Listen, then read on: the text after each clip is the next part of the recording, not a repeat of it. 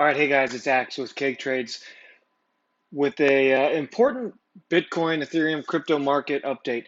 As you know, the market has been a bit sour as of late, and sort of prefaced in equities drop. And typically, we find that crypto will top before the market and sometimes bottom before the market. But in general, uh, historically, and we'll see this in charts as we go through it, crypto tends to top once, the market tends to top a few times, and then they go down together. But right now we're in a bit of a mixed bag, right? Because crypto is above the lows of last year, but we're still well off the highs. And we only made a marginally new high. So that's got everybody sort of guessing, are we in a bear market? Are we just consolidating for the next impulse higher?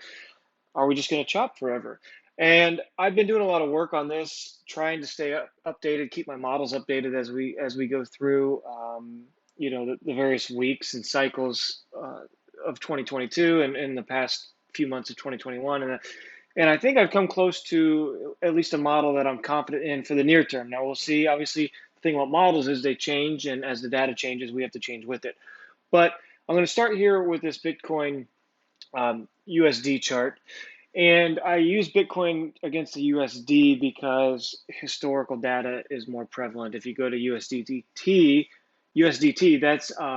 it's great for volume and for sort of measuring day trading environment. But USDT or USD, I believe, is better for looking at trends and long-term data. So anyway, what we have here is a weekly chart, right? And it's a candle chart, pretty straightforward. In fact, maybe I can clean it up a little bit and go to area, and it keeps most of our fibs in check. So we've got, just to give you a bit of an insight here into this chart, we've got this green vertical line here. These are time cycles, and that's top to top. I've got a red line from bottom to bottom. Again, these are guides. These are not guaranteed due dates, so to speak. We go back to 2012. And we've got a move that was essentially 42,876% higher, right? We went from $2 to $971, consolidated with a bit of a loss here down to the 786. From 15 until 17, we gained 9,136%. And, we topped out around 19, 20,000. And again, we bottomed in 2018 where we sort of hit our recent highs at 60. Let me just give you the accurate number here, 65.5K. Now, a couple things about this. First of all, you notice that these two moves here, 152 bars, 151 bars, right? That's pretty interesting. That's data that we're going to use and maybe guide our decisions later. This first move, if you take it back to here, approximately 111 bars. What I can assume is that this is unfinished data, right? If crypto or if Bitcoin was charted before it started well before this, we may have a look similar to what we started in 13. And so I'm going to assume that this level here in October of 11 is actually a bottom. And so I just drew it backwards to 152 bars to give it sort of standardization. Now, if you take 9136 and you divide it by 42,876, and you get a fraction and you multiply it back here, you're going to get 1983 or thereabouts, right? So essentially what I mean is each move is marginally changing based on its own ratio. So 9136 is about 4.5, I'm sorry, 42.8. This move is about 4.5 times more than this move. This move in 1618 was about 4.5 times this move here that topped out in 2022. So first things first, if we were to take that 152 bars or 151 bars and we were going to say this recent move was 4.5 times the upcoming move, that gives us a top around 84,000. And it gives us a top right around in 29 September of 2025. Now, if you can imagine topping in 85,000, 3 years from now, 3.5 years, that's no fun. So while we want to maintain some sense of reality. We also sort of want to look for hope, and because there's a lot of talk. In fact, I've talked in the past about crypto going to six figures, but nonetheless, if we're gonna go straight percentage-based moves, it's reasonable to expect based on this timeline and based on our fractional percents that Bitcoin is going to top at 85,000 in 2025. And I'll get to how that would work in just a second. Now, if you look at sort of our model here with the cyclic lines, the green and the red, you see it says that we topped in 2021 December. It's off by a few weeks. So it's tough to say, is Bitcoin speeding up? Is it slowing down? Are the cycles the same or not? I don't really want to get too far into that because I don't know, and I don't want to spend a lot of time doing calculus to get there. So we're just going to say it got us pretty close. Maybe time's slowing down a little bit, and I have some charts that will suggest that when I get to Ethereum. But for now, let's just say we're within range of a top here in December, within a month. And that gives us a bottom in November of 22, at the end of this year, basically. And so let's just say that's within a month. That could give us October of 2022, we're at a bottom. Now, if you follow this chart, you can see we have an impulse higher. We consolidate down to the 786, and we sort of gather steam and go back up. Here, same thing. So this gives us our impulse completed around 60 to 65K. If we were to bottom, that gives us around 15.8. And that gives us 15.8. You can see a lot of times you sort of drop straight to the 618. Right now we're at the 382. And if you look here, that happened in January of 18, and it sort of happened in both December of 13 and February of 14. You could say this is very similar to where we're at here. We're going to spike above it and drop down. Nonetheless, 382, it at a minimum gets us in the middle of the 61.8%, or all the way down to it, right? So in this prior cycle, we just dropped straight down to it. What I'm trying to say is we're eventually going to drop, according to this model, we're going to drop to about 32.5, which we sort of were. We just didn't close a week there. We dropped down to let me just check my other chart. You have to give me a second here. I think we're in the 35 range. So we're not that far from it. 32 is near our bottom in July of 21. So anyway, we're hovering around the 382. Eventually, this model says we're going to drop to 32 or so, if not all the way down to 26. 26 is our 618 Fibonacci level. And eventually, it's going to chop around this level, and eventually we're going to come down to our low of 16K. Sometimes we undershoot it. We could go as low as 13K, and I think 12 to 13K is pretty good support. And again, this would happen at the end of October, November. We would bottom, and then we would either grind our way back up, or we would, spike as we did in 19, drop again. Who knows what it's going to look like, right? All we know is the basic path. So we know, okay, right now I want to be a seller towards 26K, 32 to 26K, eventually 16K, and at 16K, possibly as low as 12 or 13, I want to be a buyer for 85, right? That's this model right here. And it looks pretty good. On face value, I would say this is a pretty accurate forecast. The only issues we have here is the time is off by about a month. But otherwise, and also the shape of the fractal here, it's a little bit off. Typically, we make a higher high and then a lower high. In this case, we made a higher high the second time around. But we only have, n equals 2. We only have 2 examples before. Maybe this time it's different, and it's given us something. Basically, you could have said it's a bull trap. And so people got used to seeing lower highs. This time they gave us a higher high to suck us back in, and it worked, right? People bought the top, and then they flushed it. The one thing I will say about this is you can see the volume of, basically we had some volume in January, February, but in general, the volume has been very lackluster. Whereas in prior tops, we have massive volume, capitulation volume, and we don't have that yet. In fact, you could say our volume is very close to what we saw in 16, 17 as we're consolidating higher. gosh, it's really light, and some of that has to do with the fact that we have altcoins and Ethereum taking some of that volume. Um, now we have a bunch of different exchanges. This one is Bitstamp, and so um, you give it a grain of salt. But in general, the volume here is a lot less, and that shows across the board on all charts. Or we don't really have capitulation volume yet. Okay, so we look at this chart and we say, okay, now we have a path for Bitcoin.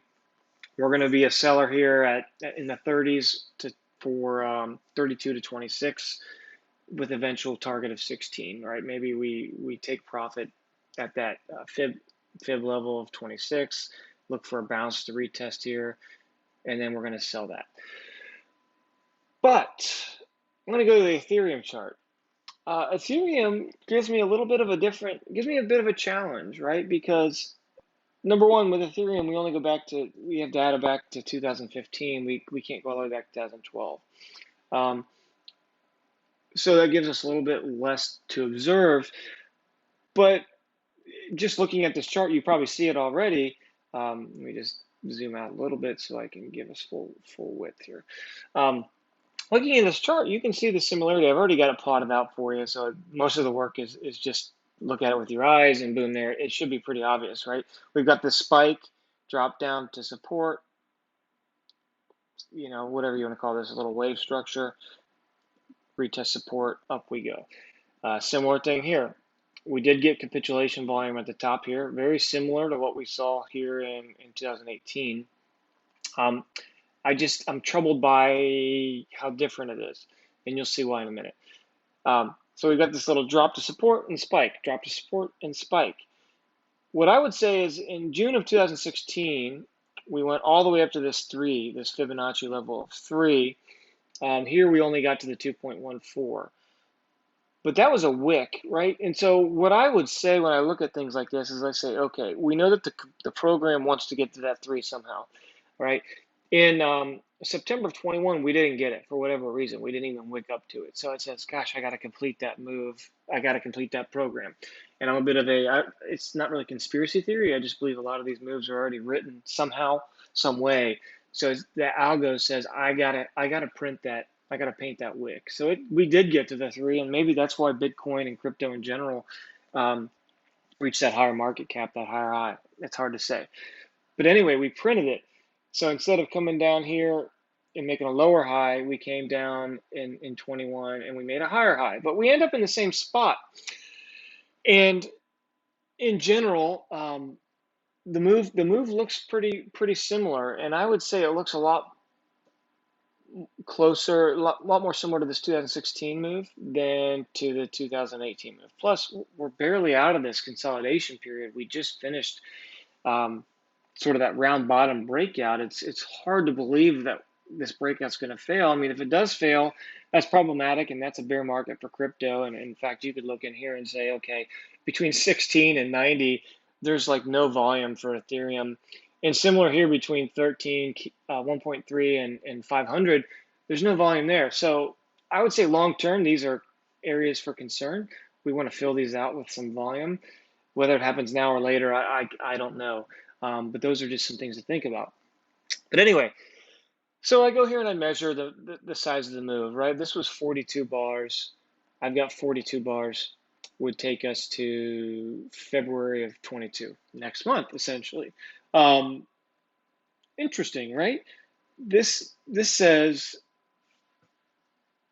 puts us right here, basically, where this wick down touched support, and we bounced a little bit, and then we came back to complete the wick. And I've been saying for a while now, we need to retest these lows. We need to fill out the wick at these lows because it's just unlikely that that's going to be left behind. If it gets left behind, that just means we got to come back later. And I think once we leave this area, it's very unlikely that we're going to come back down for a while. I could be wrong, but if we break out here, we're going. It could be years before we come back down.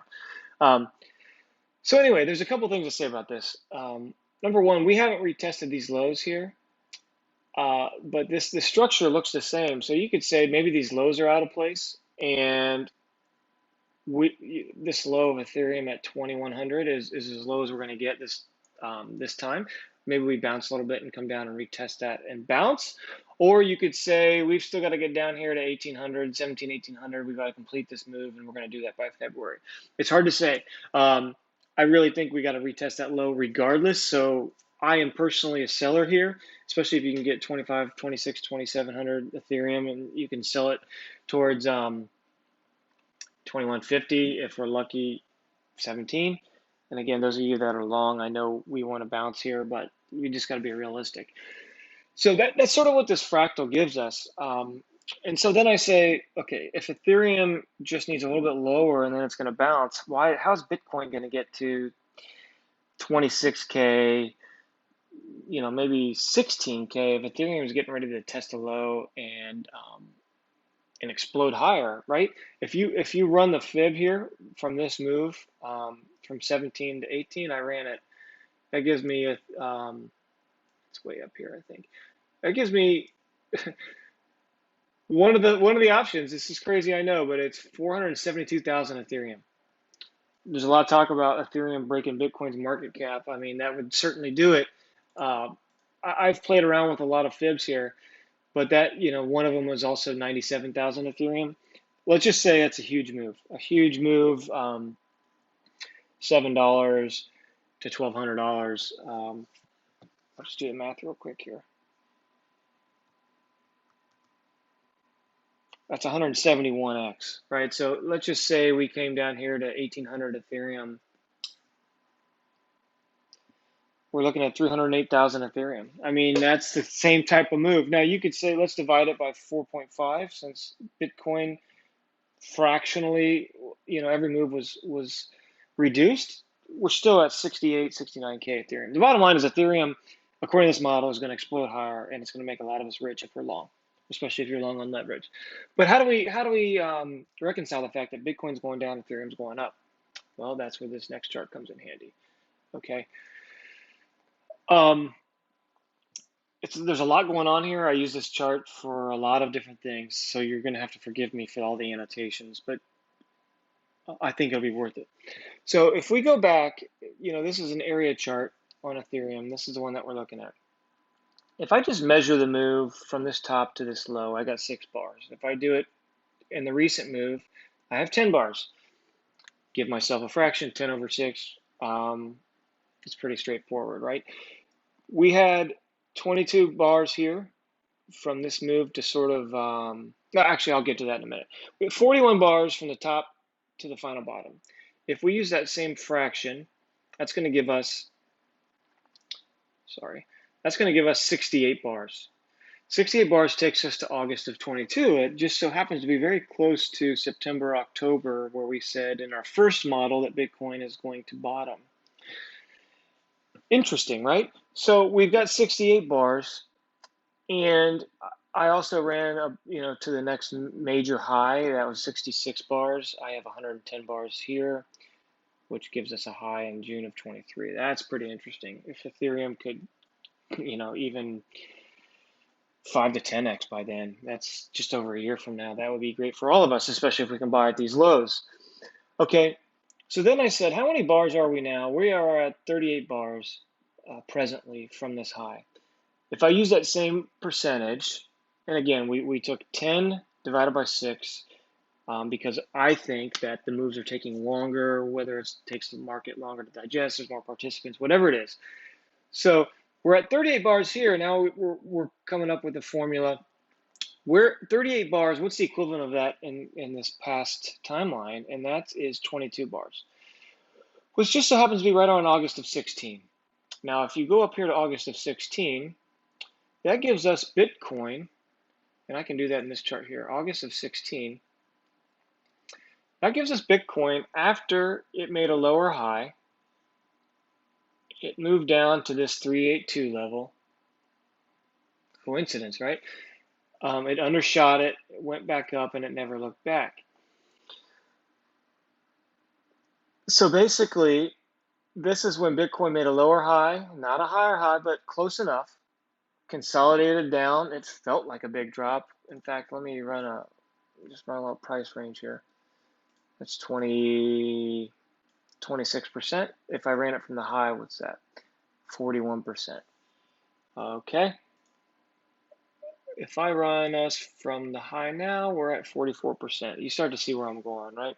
August of 16, it consolidated, exploded higher. If you take the similar move, which is basically halfway through this cycle, we had the March crash, but you take that out of it, we sort of come down here. We're around the 382. We're chopping between the 61.8 and the 382. Consolidate, boom, it goes up. If you pretend that March never happened or any of this, the taper tantrum, whatever, we came down to the 618, explode higher. What I'm getting at is these cycles align perfectly. They give us a chance to get Bitcoin, possibly 16K, maybe 26K more likely. Most definitely, I think 32K, retest the lows again. But it gives us that by September, October, November of 2022, which means we're short now until the fall of 2022.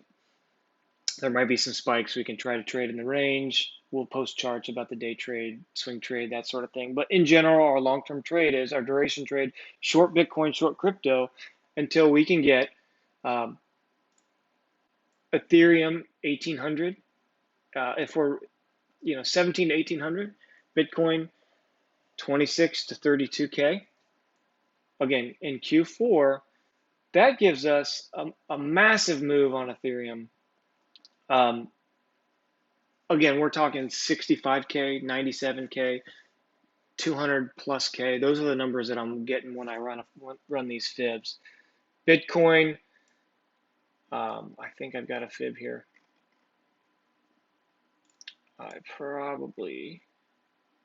I'll just run it for you right now. And you'll get an example of how I chart here. So I'm going to run from the top to the bottom, quite simple.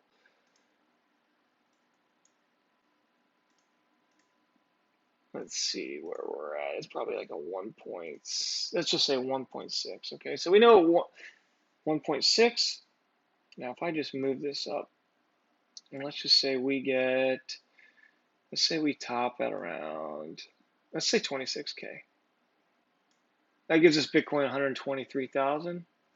If we top, or if we bottom lower, we're at 165,000. But we're definitely Bitcoin six figures. So you're talking Bitcoin 26K to to 150K. That's a 6x move. We could go much higher.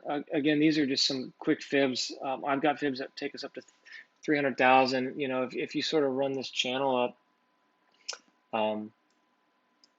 we're talking, 2, 3, 400,000. I've got fibs that take us up to 1 million eventually. So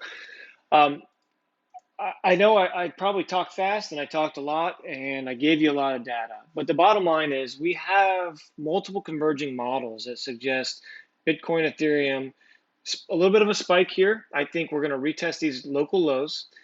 We're going to bounce to retest, it could be Bitcoin 40 to 44, something like that.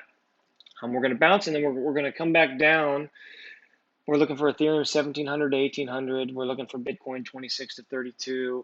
If we're really lucky, we'll get Bitcoin 16,000. And if you think about that, when I say lucky, we're getting a great buying opportunity. We're also short. And then we're going long. We're going to start to scale in. What I would recommend as we get to these levels, let's just say you're short Bitcoin right now at 37,000. As you get to 32, you may put on a small Ethereum long as a hedge, especially if you're on leverage. And as we get to Bitcoin 26, you're going to add more Ethereum, which essentially is the equivalent of Ethereum 1800. And if we get lower, you're going to add. And eventually, you're going to start to swap these out. As Bitcoin goes lower, you're going to cover more of that short. You're going to add more long, and eventually, we're going to be full 100% unhedged long. On margin, if you're able to. Again, I use Kraken. I'll try and post a link to that. Our dates again, we're looking for a bottom by August of 2022, and our next high at June of 23. And I'm happy to take questions on this. If you need more detail, I'm happy to do it. But I'll go ahead and stop here to give you time to digest the data, and I'll move on to some other content. Appreciate you guys. Thanks.